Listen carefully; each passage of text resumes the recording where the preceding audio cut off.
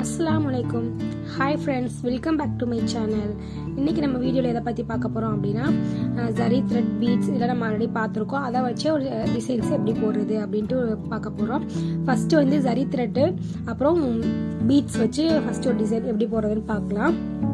அதுக்கு வந்து ஜரி த்ரெட் எடுத்துகிட்டு நார்மல் சென்ஸ் ஒரு கொஞ்சம் லென்த்துக்கு போட்டுட்டு அதுக்கப்புறம் ஒரு பீடு, அதாவது 4mm 5mm கொஞ்சம் பெரிய பீடாக இருக்கும்ல, அந்த பீடு வச்சிங்கன்னா நல்லாயிருக்கும். வச்சுட்டு அதுக்கப்புறம் மறுபடிக்கும் கொஞ்சம் செயின் ஸ்டிச் கொஞ்சம் லென்த்துக்கு போட்டுக்கணும். சேம் லென்த்தாக இருக்கணும். ஒவ்வொரு கேப்பும் எவ்வளோ லென்த் இருக்கோ அதே இதில் இருந்தால் தான் பார்க்க நல்லாயிருக்கும். அதே மாதிரி இது இப்படியே கண்டினியூ பண்ணி ஒரு ஸ்டிச்சுன்னு போட்டிருக்கோம் பாருங்கள். இதெல்லாம் எதுக்கு யூஸ் பண்ணுவோம் அப்படின்னா, நம்ம ஸ்லீவ்லாம் ஒர்க் பண்ணுவோம்ல, அதெல்லாம் இந்த டிசைன் போட்டால் நல்லாயிருக்கும். இது வந்து ஃபுல்லாக ஸ்லீவ் ஃபுல்லாக அந்த மாதிரி வரும். இது இப்போ இந்த டிசைன்லாம் போட்டால் நல்லாவே இருக்கும். அதுக்கு தான் நம்ம இது வரைக்கும் நம்ம பார்த்த கிளாஸ் வச்சு கொஞ்சம் டிசைன்ஸ் எப்படி போடுறது அப்படின்றத நான் இந்த கிளாஸில் சொல்லியிருக்கேன்.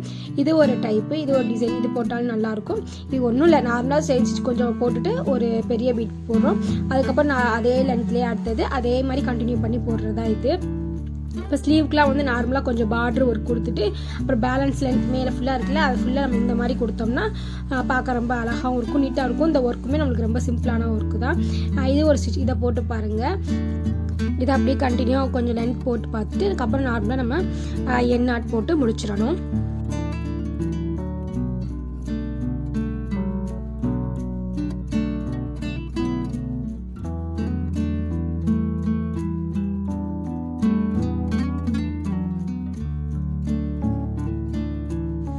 அதுக்கப்புறம் வந்து பீட்ஸ், இது வந்து ஜரி த்ரெட்டும் நம்ம ஒவ்வொரு பீடும் வச்சு பண்ணால், இது வந்து ஃபுல்லாக பீட்ஸ்லேயே நம்ம பண்ணுறது, அதனால் நான் நார்மல் த்ரெட்டு தான் எடுத்திருக்கேன். இது எப்படின்னா சுகர் பீட்ஸ் இருக்குல்ல, இதை வந்து ஒரு கொஞ்சம் ஒரு 6 பீட்ஸ் 8 பீட்ஸ் அந்த மாதிரி கொடுத்துட்டு அதுக்கப்புறம் ஒரு பெரிய பீடு 4mm பீடோ 5mm பீடோ அது கொடுத்திங்கன்னா இது ஒரு டிசைன். அதுவும் இதே மாதிரி தான். நம்ம ஃபஸ்ட்டு ஒரு டிசைன் போட்டோம்ல, அதே டிசைன் மாதிரி தான் இதுவும் அப்படி தான். நம்ம ஸ்லீவ் ஒர்க் பண்ணும்போது பார்டர் கொஞ்சம் கொடுத்துட்டு பேலன்ஸ் மேலே உள்ள இதெல்லாம் வந்து இந்த மாதிரி டிசைன் கொடுத்திங்கன்னா அழகாக இருக்கும். இதுவுமே ஈஸியாக நம்ம நார்மல் ஸ்டெயின் ஸ்டிச்சில் வந்து ஃபஸ்ட்டு ஒரு 6 பீட்ஸ் to 8 பீட்ஸ் வந்து சுகர் பீட்ஸ் கொடுத்துட்டு அதுக்கப்புறம் ஒரு பெரிய பீடோ 4mm பீடோ 5mm பீடோ சுகர் பீட்ஸ் நம்ம லோட் பண்ணும்போது 2 பீடாக போட்டு தான் லோட் பண்ணணும், அப்போ தான் நீட்டாக இருக்கும். அதுக்கப்புறம் பெரிய பீட்லாம் லோட் பண்ணும்போது ஒரு பீட் மட்டும் தான் போட்டு ஸ்டிச் பண்ணணும். இதுவும் அதே மாதிரி தான், கொஞ்சம் லென்த்து வரைக்கும் நான் போட்டு காமிச்சிருக்கேன். அதே மாதிரி நீங்களும் போட்டு பாருங்கள். போட்டு லாஸ்ட்டில் வந்து முடிக்க போகும்போது நம்ம ஒரு லாக்னா என்னதுன்னா, இப்போ பீட்ஸ் கோர்த்து முடிச்சிட்டோம், நம்ம முடிக்க போகிறோம் அப்படின்னா குட்டியாக ஒரு ஸ்டெயின் போட்டுட்டு அதுக்கப்புறம் நீங்கள் எண்ணாட் போட்டிங்கன்னா அது வந்து நல்லாயிருக்கும். அதுதான் நம்ம லாஸ்ட்டில் வந்து ஒரு லாக்குன்னு சொல்லிட்டு நம்ம எண்ணாட் போட்டு முடிக்கிறது. இந்த டிசைனுமே நீங்கள் போட்டு பாருங்கள்.